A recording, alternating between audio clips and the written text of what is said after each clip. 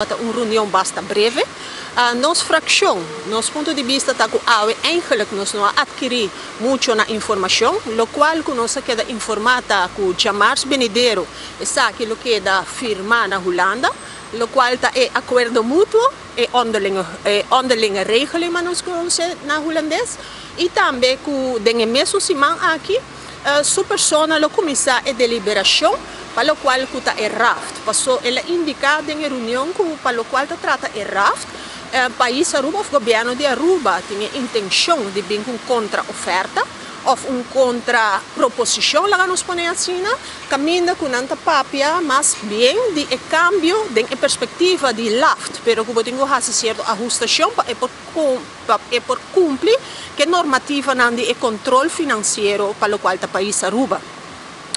Também, para o qual a nossa fração durante a reunião, a minha mais tanto e pergunta sobre aspecto de 906 milhões que a da Hassi, com a Holanda durante o período de pandemia, que é proposição de parte do governo de Aruba, para que agora vai começar a negociação, para que maneira nos tursa, essa que está caducar no ano 2023, se não está em outubro 2023, essa que está queda, que tem que começar a pagar essa aqui.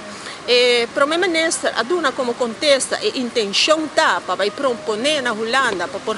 período de graça, também para por refinanciar a dívida e também para por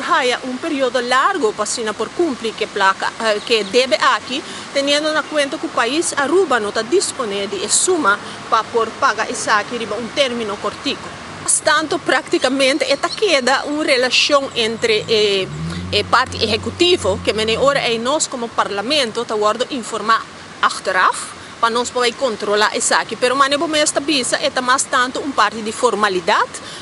que o parlamento queda supostamente está serviçar que nós não está perde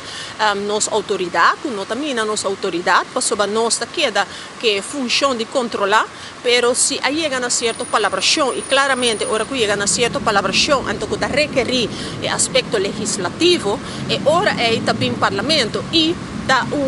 normalidade, que me põe assim, que ora que vem iniciativa na lei of cambio na legislativo que tem que dar assim, e parlamentário que está sostener o governo claramente que não vai votar contra isso aqui.